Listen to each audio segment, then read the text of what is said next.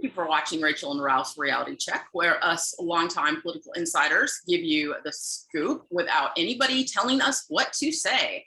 You recognize Ralph. He is a weekly columnist to Newsmax. He's the co-author of the Capitalist Manifesto and co-founder and chair of the 180,000 person Facebook group Capitalist League.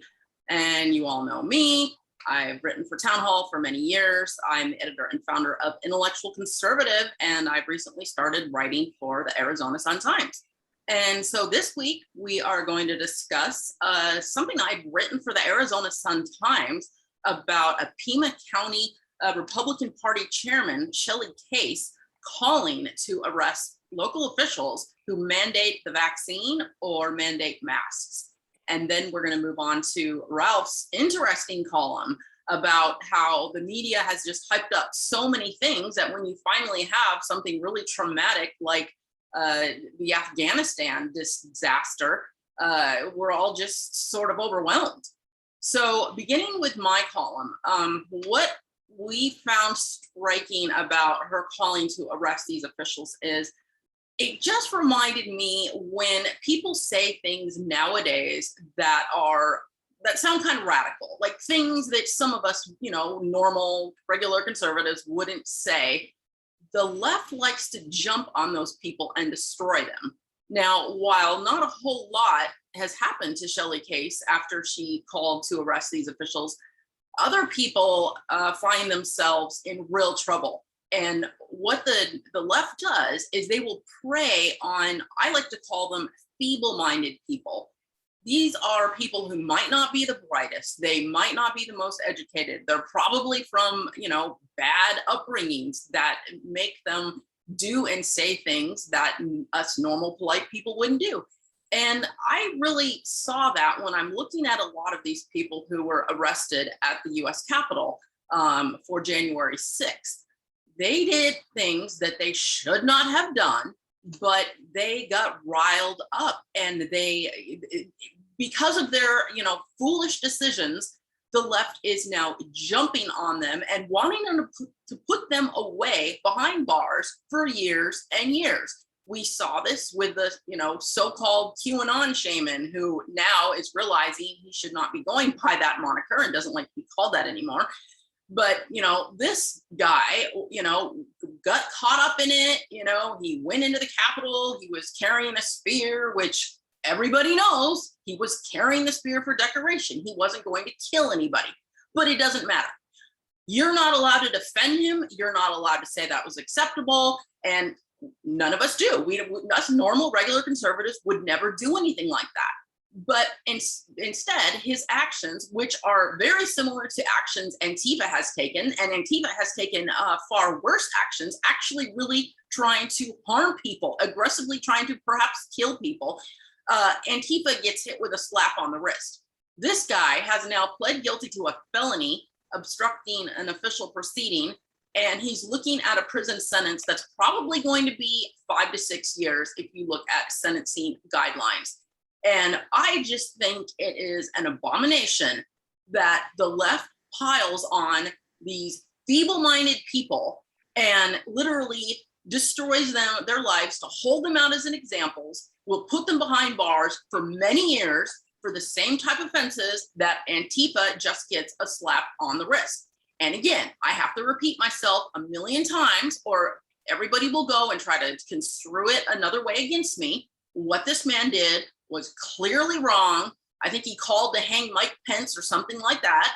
Obviously, we all know he really wasn't going to hang Mike Pence, but it doesn't matter. When the left wants to get someone and try to make it look like that represents all the rights, they will stop at nothing, destroying anyone's lives. Don't get in their crosshairs. If you're someone who has a lower IQ and you've been through some emotional trauma when you were younger, so you did something foolish like this, they will literally prey on you. How interesting. But can I uncollapse one teeny little distinction, Rachel Alexander? Because interestingly enough to me, the most conservative people in the public space of discourse today are of the left.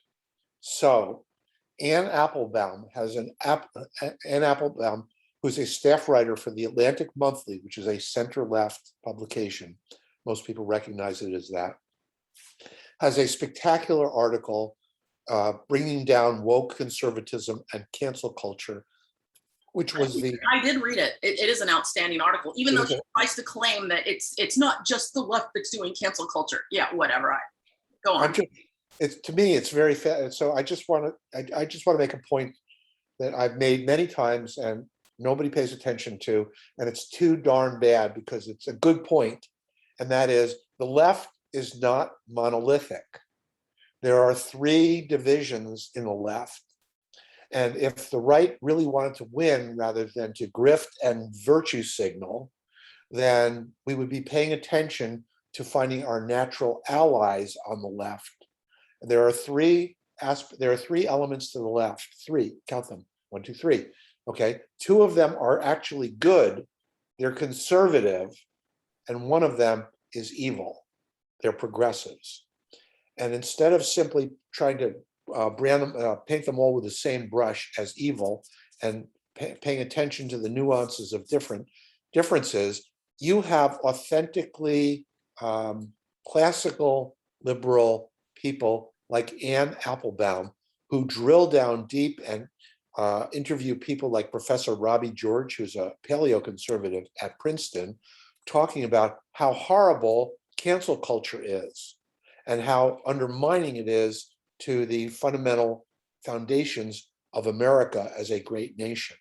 She did a magnificent job at the Atlantic Monthly, a left-wing publication, something even better than anything I've seen from American Spectator, which mostly has descended into sarcasm and snarkiness about, how awful Joe Biden is and whatever, or National Review, which is fighting the last war.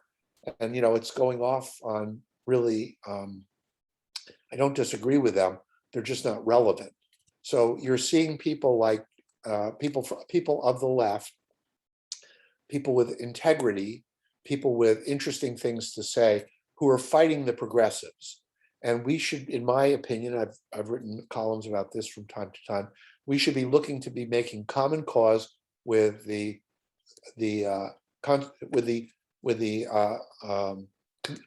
conservative left, like Ann Applebaum, the classical liberals who are just like us, and with the ethnic left, the blacks and the Latinos and the Asians who just want a fair shake to work hard, get ahead, achieve the American dream.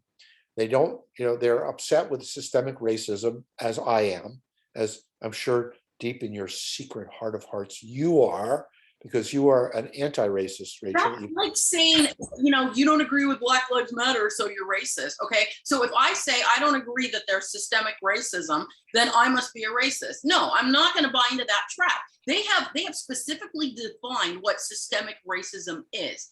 And I'm not going to agree with the way they have defined it, where they say that everything is based on our founding fathers being racist, and we all still carry racism in us today. And I'll never forget when that member of Congress challenged another member of Congress who said, that we're all racist inside. And he goes, okay, well, explain how you're racist inside.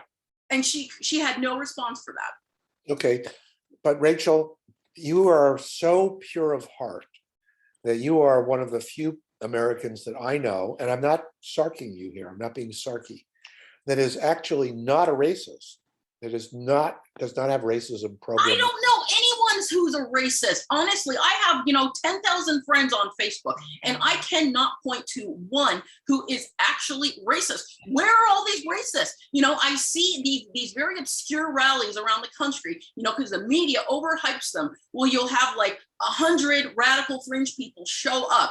And okay, maybe it looks like some of those guys actually are racist. I mean, there are some people that must attend these white supremacist get-togethers, right? But I don't personally know any of these people. They did a study recently of how many people in 2004 thought that there is a lot of racism in the U.S. versus how many today, and it's like night and day. there's something like 25% thought that there's a lot of racism in 2004, and now it's like 75% thinks there's racism today. Really? We're actually going backwards? No, that's not true. I'm sorry, Rachel, to please don't take this as a criticism. It's a compliment. Okay.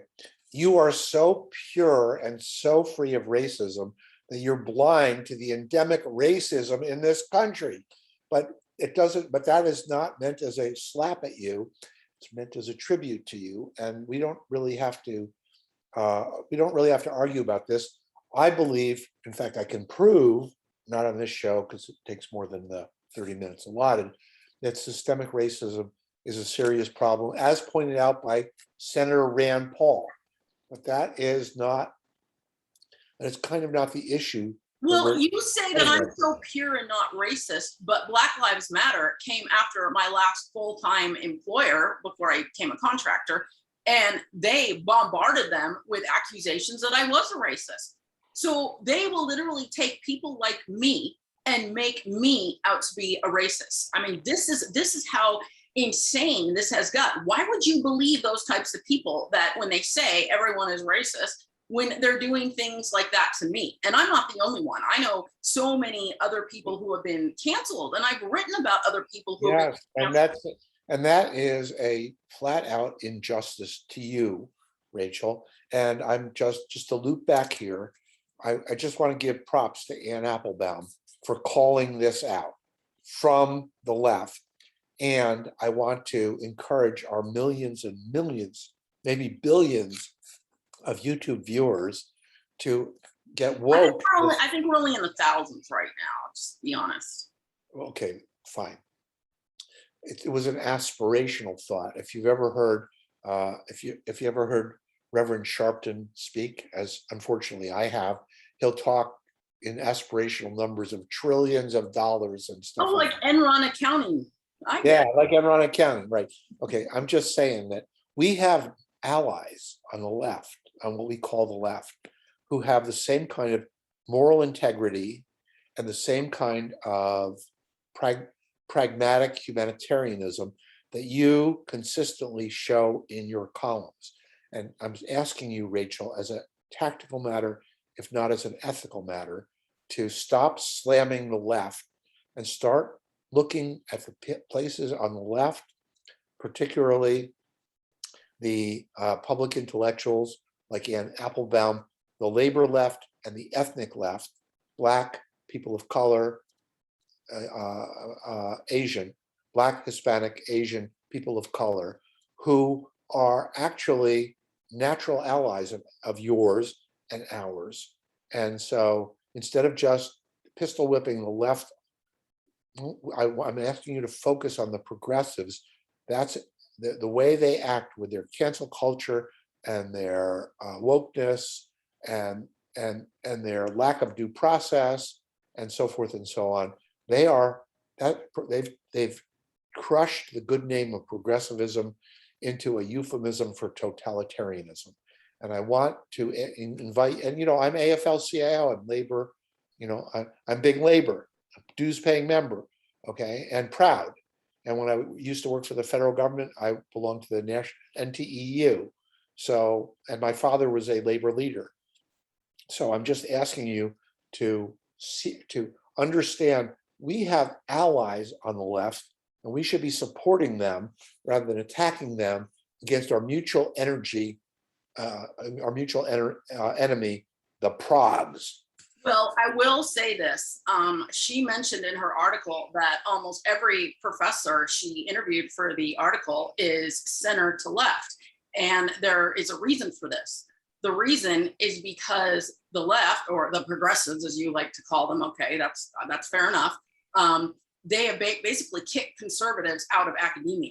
So they won that battle a long time ago. There's nobody left in academia but the moderates and the leftists. So basically, they're now coming after each other, or as you like to say, another wing on the left. The progressive left is going after the rest of the left.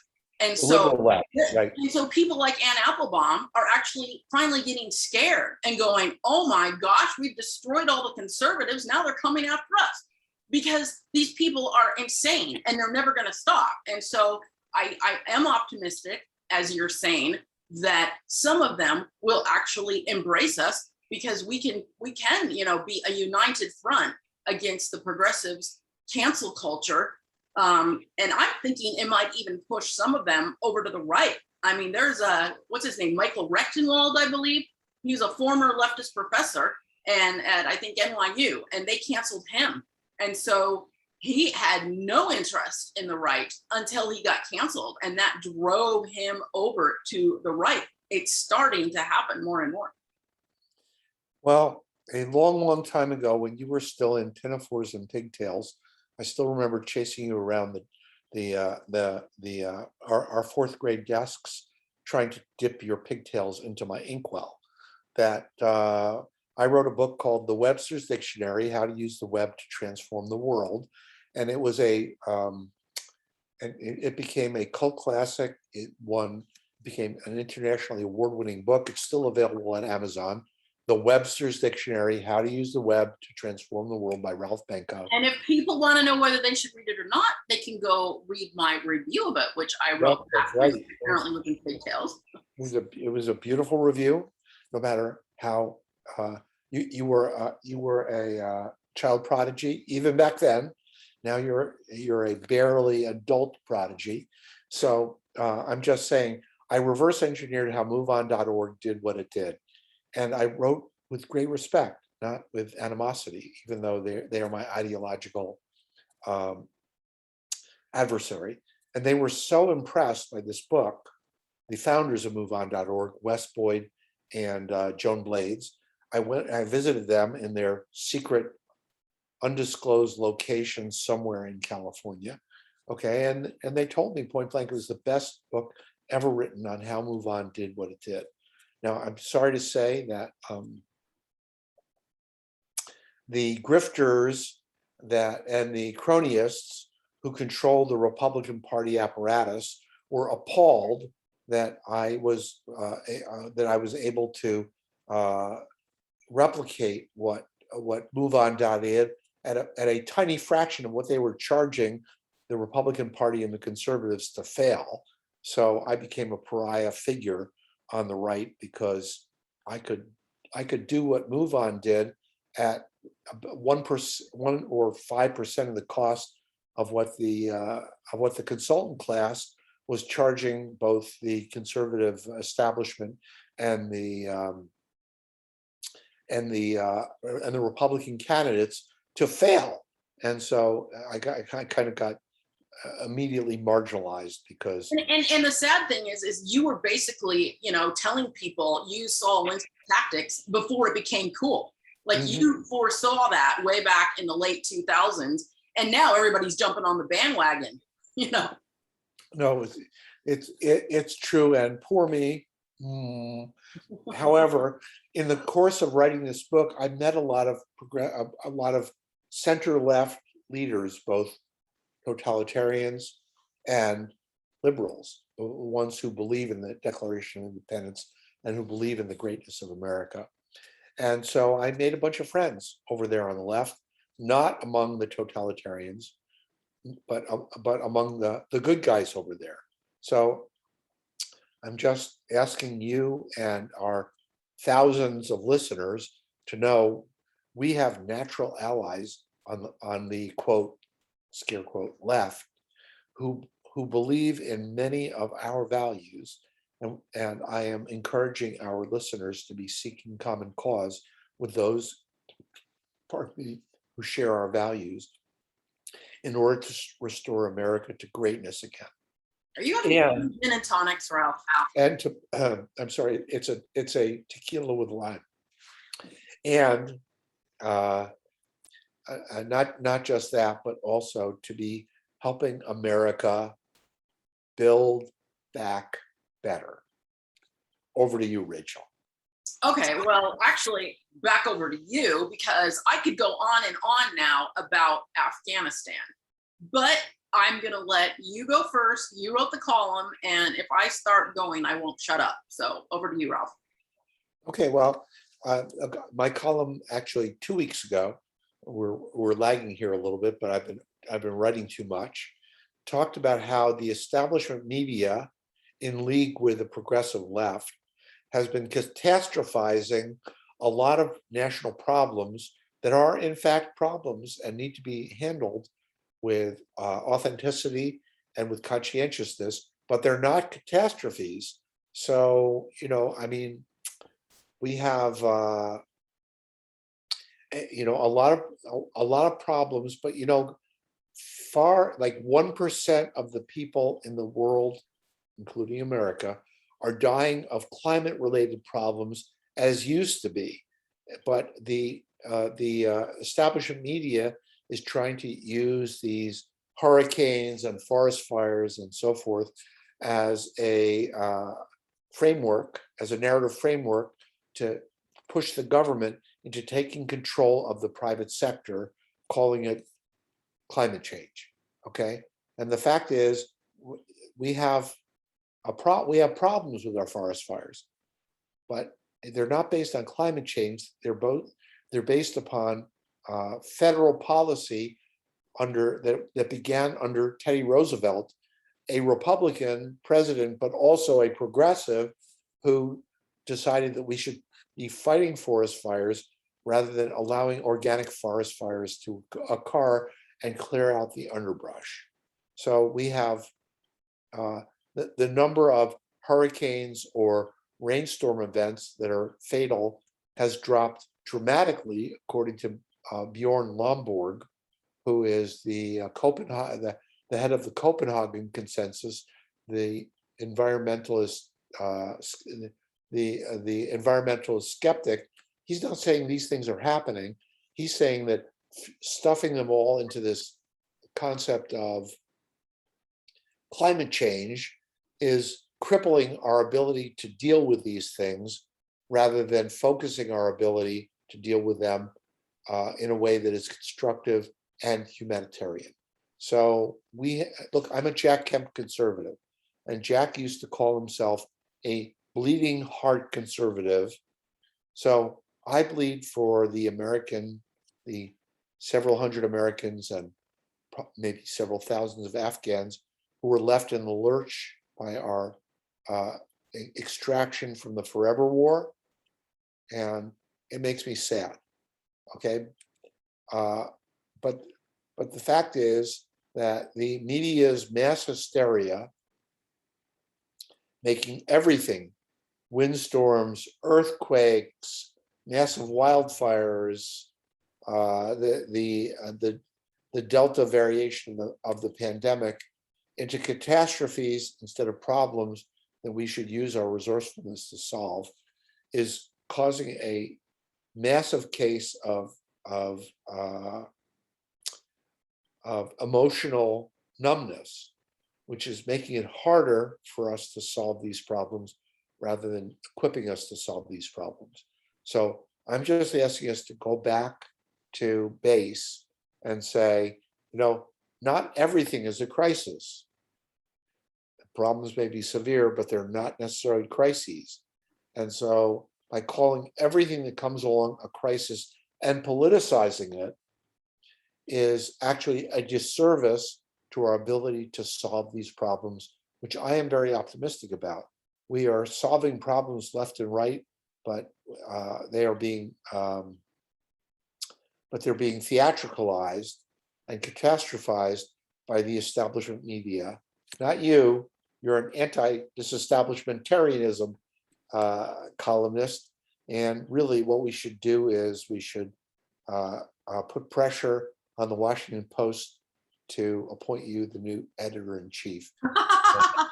and then everything itself would shake itself out thereafter. Well, that is true. But, to add on to what you're saying, you have some great observations there. When it comes to the climate change hype, Farmer's Almanac just came out with a forecast for this winter, and they said it's going to be one of the coldest ever on record. So, all those cries about global warming, we've now got that going on. And then in regards to the COVID hysteria, Rasmussen just came out with a poll where they surveyed conservatives versus liberals. on, what is the risk of COVID, what percentage of people are dying, things like that. And it turned out the conservatives, who aren't hyping it up, they're way more well informed on the exact numbers. They know that, the numbers of people dying from COVID is more like, 1%, whereas the left thinks it's more like 20 to 30% of people who are dying who get COVID. So yeah, there's. Wait. Hold on a second. Last I looked, which was from the right-wing New York Times, people who are dying of COVID is not 1%.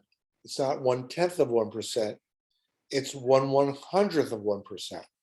And by the way, I wear a mask. I'm double vaccinated. When the time comes, I can get a booster, maybe next month. I'm there.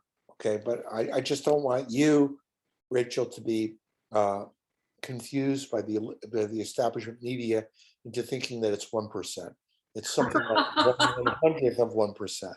Okay. Yeah. If you read some of the left-wing media, they say it's as high as 1%, but of course even that they vary. So I was trying to just be generous, and you just go with their 1%. But right, I mean, if you really crunch the numbers down, maybe once in a while, something like the New York Times might be honest about it. But anyway, I just had to say, I really like. Hey! The New York Times is the gold standard of journalism. Don't you go hippie punching them. Oh my gosh, that's a whole argument for another day that we could go on and on and on about their bias. But I did want to point out that I really appreciated your analysis of the Afghanistan situation, because you really brought out what a difficult issue it is. And it's not black and white. Should we have gone in there? Should we not have gone in there? What I think most people can agree on is the way we left Afghanistan, the withdrawal and then the evacuation, that could have been handled better. And I will just say I agree with the initial agreement that Trump made with the Taliban, which was that if the Taliban sticks to its side of the agreement, then we can gradually pull out. Well, the Taliban did not stick to its side of the agreement. They went on that 3-month surge that began beginning of May, and they had captured half the districts in Afghanistan by, I think, the middle of June. Yet around June 8th, Biden made a statement that he said, no, there's a little chance the Taliban is going to take over. We're going to continue withdrawing.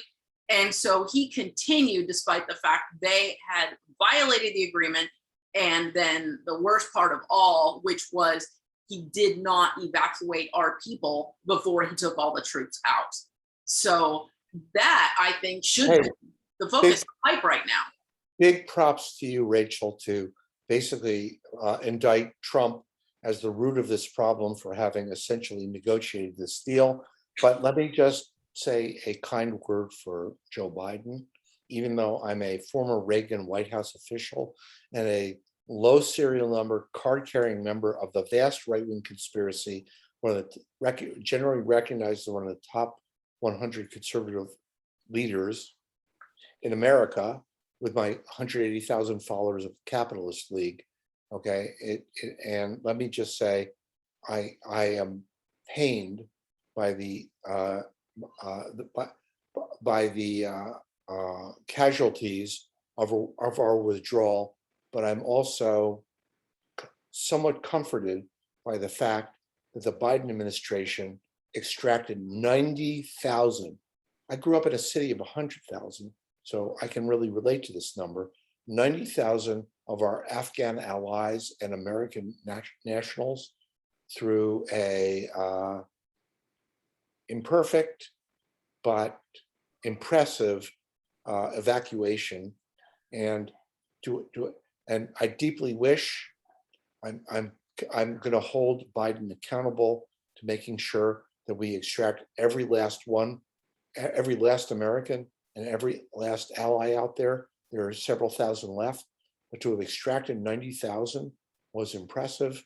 And I really salute you for having tagged Donald Trump for having set up this situation by having negotiated it. Well, I don't think there's anything wrong with how Trump set it up. I'm not blaming I know.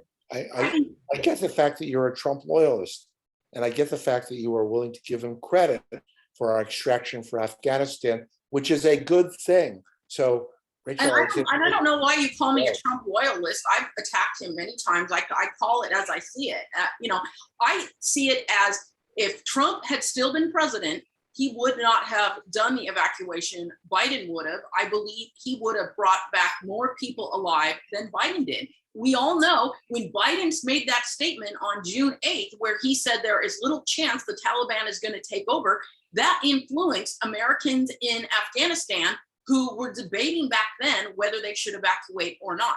So Biden has blood on his hands because those Americans might have decided to come back if they realized the Taliban was about to take over. So, you can try to sugarcoat this and make it look good. Well, at least we saved 90,000 people. But I think Trump would have done a far better job than Biden did. And I really believe this is going to be Biden's Vietnam. If you look at polls now, 52% of Americans think Biden should resign. We never had numbers like that wanting Trump to resign. I find your loyalty to the God Emperor Trump extremely endearing. It's not loyalty. I mean, how many of my columns do I need to send you where I completely attack Trump? I go both ways. I call it as I see it, but I feel in this situation that the way Biden has handled it is so much different than Trump. And you know what? Even the left is finally realizing that. The AP ran 2 articles a couple days ago, fact checks of what Biden said about Afghanistan. And both of them, they found that he made false statements. This is huge. When you have the mainstream lapdog media for Biden doing 2 fact checks against him in one day, things are unraveling. I think they're finally falling off the Biden wagon. And I think they're thinking, well, you know what? We can fix it because we can force him out and then we'll get Kamala Harris. Rachel, I am touched. You have come into solidarity with Kyrsten Sinema with your first public avowed declaration that you go both ways. I had never even guessed that might be the case. You cannot joke about stuff like that. Well, that's just not going to work. Don't even go there, Ralph. I'm just quoting you back to you. Just quoting you back to you. I'm sorry. Are you now backpedaling and saying that's not what you meant? That was not a Kyrsten Sinema solidarity statement. Are you talking about? You know what? Not to go off on a tangent, but I don't trust that woman one bit. And maybe we need to devote a whole show to her. But I just remember when she got awarded the Vladimir Lenin Award by the Arizona Taxpayers Group when she was in the state legislature for being the furthest left legislator. And I was in a room with her once when we were going to put on a debate about affirmative action. And the way that woman talked scared me so much. I went home and I blocked her on every social media account. OMG, she was against affirmative action? I can't believe that about her. Right. I just want you to wrap your head around these 2 words, these 2 conservative words. Are you ready? You're so good. President Sinema. Okay. It would correct about 80% of what's wrong with America. Well, that's not true. But what you just said, that she has the potential to be president, unfortunately, that is accurate. I mean, here in Arizona, nobody's even talking about ever challenging her to run for Senate. I mean, it's which is frightening because if you look at her record, it's a 13% lifetime rating from the American Conservative Union. She's not a conservative. She just happened to buck the Democrat Party on like 3 high-profile bills. That's it. Okay, repeat after me. Kari Lake for governor. Now that's going to be the next president. Sinema Mansion 2024. The Democrats would never allow 2 people who aren't that left wing. Okay, no, you're right. Once again, you're right. Sinema Mansion 2028. So can we wrap this up with some praise for your very good friend Mark Brnovich? Because last I heard, he was running for US Senate from Arizona, and he could tip the balance back to the Republican Party. He's a wonderful, exceptional, impressive person. You introduced me to him. We had coffee together there in Phoenix. And I know he relies on you very heavily for political and policy advice. So why don't we wrap I this? wouldn't go that far, but Okay, let me put it this way. He consults you on a regular basis because he recognizes that you are one of the secret masters of the vast right-wing conspiracy. And so he treats you with respect that, that with due respect. So can we say just something really wonderfully nice about feeling the burn, about Mark Brnovich, before we wrap up for our thousands or tens of thousands or hundreds of thousands or millions of YouTube viewers this week? do you want to say it or do you want me to say it? I want you to say it because you're his. Oh, okay. You're his consigliere. Well, basically, people need to go to my articles, mainly at Arizona Sun-Times, that I have written about him. And he is one of the most aggressive conservative activists I think I have ever come across. And you read the list of things he has done. He sued the Biden administration 4 times over illegal immigration. I mean, that's just, one small thing. Who has done anything like that? And you're going to hear criticism of him that, well, he screwed up on this. He said, there wasn't any fraud immediately after the election. No, that's not what he said. The mainstream media distorted what he said. He said, I have not seen the fraud yet myself. It was a day after the election. Okay. So anyway, I just tell everybody, when you hear the people hammering him for the 1% of things they don't like about him, that's because the mainstream media is hyping up the negative things that they think are going to turn off the base because they are absolutely terrified about him. He actually is a real conservative. He has a chance at becoming president. He doesn't screw up. He doesn't do stupid things. He doesn't, talk off the cuff and make goofy jokes like Trump does, which, that helped get people to attack Trump because he said stuff like that. Brnovich doesn't make those mistakes. So that's why they're trying to tear him down, and keep your eye on him because I believe he has a future career as president. Okay, Rachel, I buy that.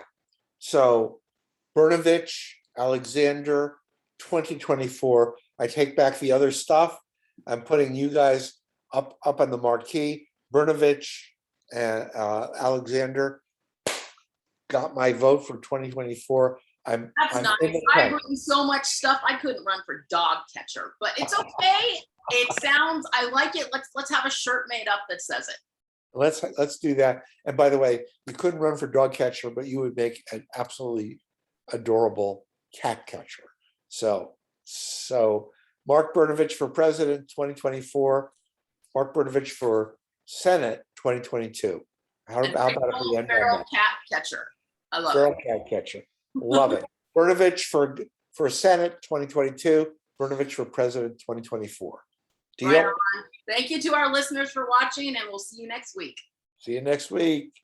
Live long.